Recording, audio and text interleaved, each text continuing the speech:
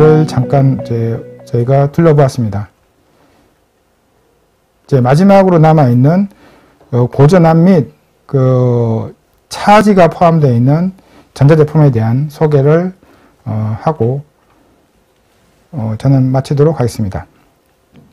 자, 우리가 알고 있는 이 공간 안에서 전자파가 전달되는 환경을 보시면 이렇게 이제 그 시그널을 주고 받으면서 이런 트레이스를 타고 오고, 그 다음에 이 트레이스는 이제 PCB를 타고 다니면서 임피던스가 맞춰진 안테나를 타고 이렇게 방사가 일어나게 되죠.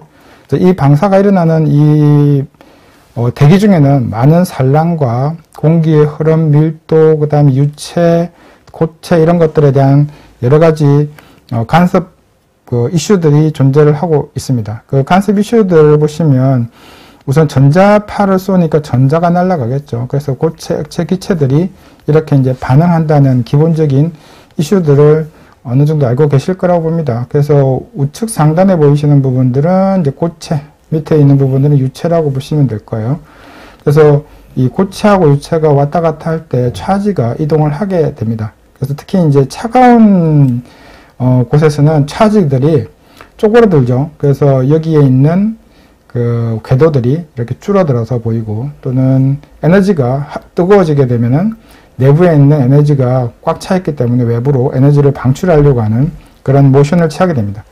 그래서 얘네들이 주로 이렇게 되는 이유가 그 내부에 있는 그 궤도에 따라서 그 파장이 다르고 에너지가 다르게 이렇게 나오도록 되어 있는 것들이 아마 고등학교 물리 시간에 나오는 걸로 알고 있습니다. 그래서 이런 것들이 실제로 우리가 PCB라든지 전자제품을 제작할 때도 표현이 되고 있습니다. 근데 막상 우리가 이제 전자 회로에 너무 포커싱 되어 있다 보니까 이 자연현상적이고 회로가 아닌 듯한 이런 부분들을 가늠하기가 어려워지죠. 그래서 오른쪽에 보시면 디스플레이스먼트라든지 포텐셜, 크리피지 또는 머티리얼에 따른 이런 그 구조, 갈바닉 효과라든지 또 차지라든지 스페이스 차지라든지 이런 부분에 대해서 언급된 사례들이 많지가 않은 것도 사실입니다.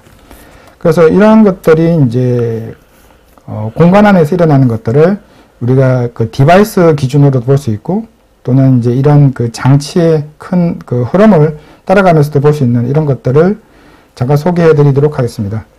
지금 보시는 그림에서 빨간색은 클리어런스라고 하고요. 그래서 이 두 개의 그 메탈이 어느 정도 떨어져 있는지를 이야기하고 있습니다. 그 사이에 유전차를 따라서 흘러가는 전기 현상을 크리피지라고 합니다. 그래서 실제로는 전기가 통하지 않아야 되는데 유전차를 타고 흐르는 이런 음이온 이행 상태가 크리피지입니다. 그래서 이런 크리피지가 생겼을 때 우리가 알게 모르게 방전이 된다, 감전이 된다, 또는 뭐 커플링이 된다, 이런 것들을 경험하시게 되겠죠.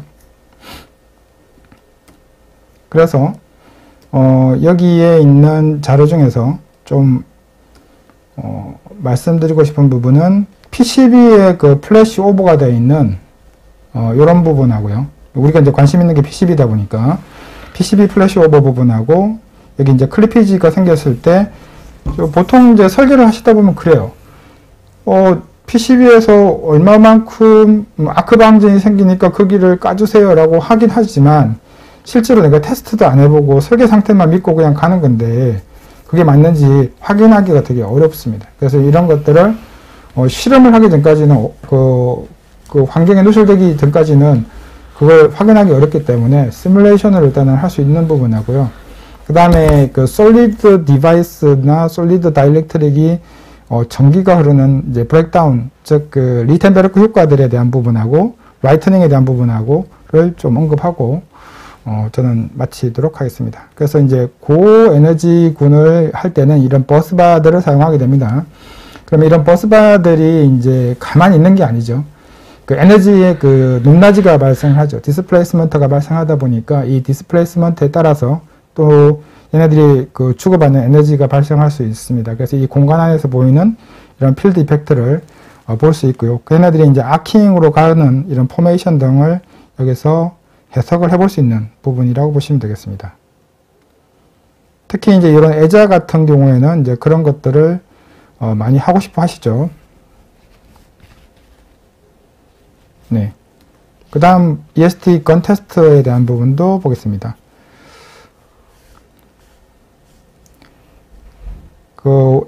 실제로 테스트를 해야 되는 IC61000 시리즈에서 4-2에 들어가는 내용인데요. 거기에 들어가 있는 건 테스트를 하게 되면 이미 어떤 시험을 하겠다고 하는 내용은 정해져 있습니다.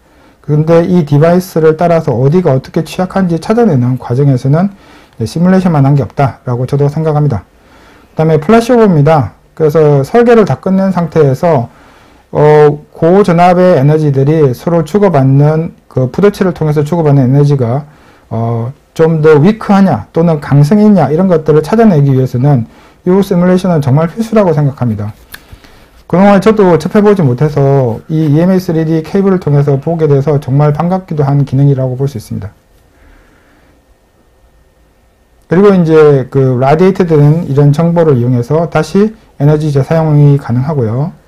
그 다음에 왼쪽에 보이시는 그림은 부도체에다가 강한 전자파를 쐈을 때 리텐 베레커 효과라고 하죠. 그래서 부도체에도 전기가 흐를 수 있는, 그러니까 부도체는 부도체가 아닌 거죠. 전기가 흐를 수 있지만 잘 못 흐르는 거죠. 그래서 그 강도에 따라서 어떻게 브레이크다운이 일어나는지를 해석할 필요가 있고요. 그리고 우리가 쓰고 있는 특히 이제 케이스라든지 보호제라든지 이런 것들이 주로 부도체를 사용하고 있습니다.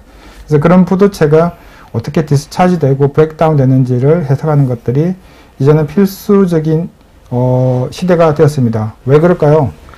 전기차를 만들고 전기 비행기를 만들고 이런 전기 선박을 만들고 전기가 안 들어가는 곳이 없게 되거든요. 그래서 전기 주변으로 흐르는 이런 크리핏 효과가, 내가 배터리를 파우치로 싸놨다고 해서 그게 전기가 흐르지 않는 것이 아니라 디스플레이스먼트 효과 때문에 크리피지가 발생하고 그런 것 때문에 부두체에 전기가 흘러가는 이런 것들이 반복적으로 일어나면서 사고가 생기는 것인데요. 그런 것들을 확인할 수 있는 좋은 시뮬레이션이라고 저는 판단을 하고 있습니다. 그래서 솔리드 다이렉트릭 브레이크다운이 나는 것들을 이렇게 이제 시뮬레이션이 가능한 것을 잠깐 보시고요.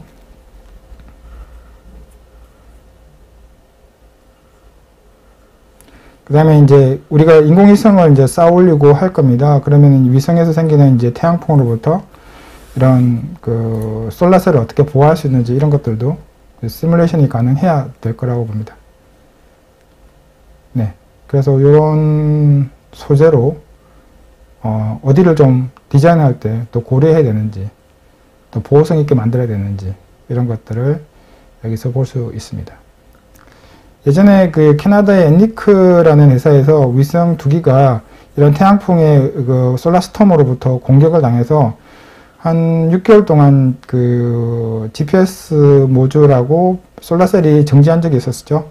그래서 그것 때문에 이제 지상국에서 굉장히 많은 고생을 한 걸로 알고 있습니다. 그래서 이런 것들이 미리 알려져 있는 사실들을 타산지식 삼아서 공부를 좀 해서 이것도 시뮬레이션을 활용하시면 좋을 것 같아요. 네. 나머지는 이제 이런 디바이스들이 한번 EST 때문에 이제 문제가 생겼다. 그래서 이런 것들을 우리가 좀 활용해서 정리를 했으면 좋겠다라는 내용입니다. 자, 마지막 정리하는 입장에서 제가 이런 것들이 이제 잘 만들어지면 만들어질수록 우리가 사는 이제 스마트 시티에서는 전자파가 줄어들고 없는 상태로 동작하는 게 맞다고 봅니다. 그래서 지금 이제 보시는 그림처럼 요 상단에는 UAM이 날아다닐 거고요. 그 다음에 이런 인공위성, 그 다음에 항공기, 글라이더, 그 다음에 우리 차기, 우리 잠수함도 생길 수도 있고, 그 다음에 항공모함도 생길 수가 있죠. 그래서 이런 것들이 각각 낙뢰로부터 이렇게 보호받을 수 있는 보호 시스템들이 다 적용이 되는 것들을 보면 다 유사하거나 비슷한 상태라고 볼 수 있습니다. 그래서 그런 것들을 하기 위해서 이런 기초적인 정보 등을 미리 시뮬레이션으로 확보하는 것이 중요하다고 봅니다. 그리고 디지털 트윈을 하기 위한 이런 초고속 PCB 장치라든지 프로토콜이라든지 인공지능이나 이런 시스템들을 활용해서 전자파 적합성을 통과해야만 장치로서의 기능을 할 수 있기 때문에 이 부분을 좀 더 강조드리고 싶습니다. 자, 지금은 차량 충돌 테스트를 하고 있는데요. 더 이상 차량 테스트를 하는 게 사실 이제 무의미하죠. 비용이 너무 많이 들어가죠. 지금 보시는 건 이제 팬텀4를 이제 충돌 테스트를 한 건데요. 비용이 너무 많이 들어갈 것 같습니다. 제가 생각해도. 그래서 비용 관계나 이런 걸 떠나서라도 이제는 이러지 않아야 된다고 생각합니다. 그래서 올해 2021년 4월 6일에 미 공군에서는 이런 것들을 전부 다 디지털 트위닝으로 바꾸겠다. 그래서 실물이 아니라 가상 원형 모델을 이용해서 만들고 테스트하고, 그 다음에 심지어 파이팅 시뮬레이션을 할 수 있는 이런 것까지도 실행에 옮기겠다라고 발표를 한 바 있습니다. 그래서 이제는 디지털 트윈으로 가는 어떤 부분이 대세가 되는데, 그때 베이스가 되는 기술이 이런 시뮬레이션 기반 기술이 될 거라고 보고 있습니다. 그래서 거기에 그 제작을 담당해야 되는 업체 관계자들이나 또 시뮬레이션 담당자들은 이런 그 리스핀에 의한 코스트 다운을 굉장히 많이 고민하고 계실 텐데요. 그래서 먼저 고민하는 것이 더 유리하다고 봅니다.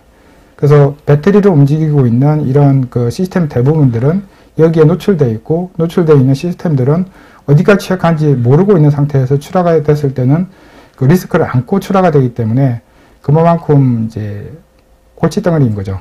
그래서 최근에 뭐 GM이라든지 모 회사의 배터리라든지 이런 것 때문에 생겼던 이슈들도 그런 맥락에서 좀 더 디테일하게 시뮬레이션 되었으면 좋았지 않았을까라고 판단이 됩니다. 자, 이런 것들을 전부 다 인테그레이션 할 수 있는 것들이 이제 디지털 트윈의 모델이고요. 그래서 트윈빌드라고 하는 모델로 여기에 보시는 것처럼 뭐 케이블이라든지 디바이스라든지 이런 것들을 모두 인테그레이션 할 수 있습니다.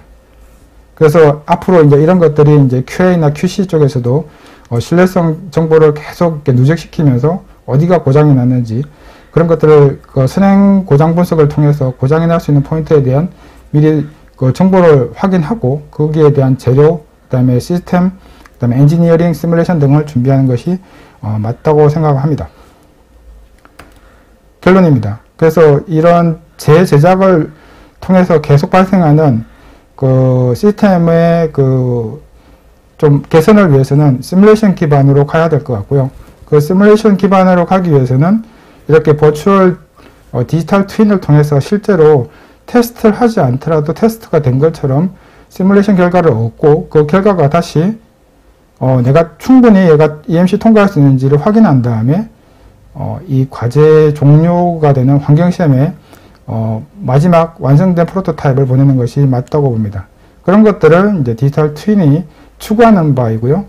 그 제가 오늘 설명드리고 말씀드린 대부분들은 이런 것들을 하기 위한 기반 기술이라고 판단하고 있습니다. 그래서 NCS의 디지털 트윈을 활용한 사례를 EMC 케이블 3D, EMC 3D 케이블을 활용해서 소개를 드렸습니다. 자, 제 발표는 여기서 마무리하도록 하겠습니다.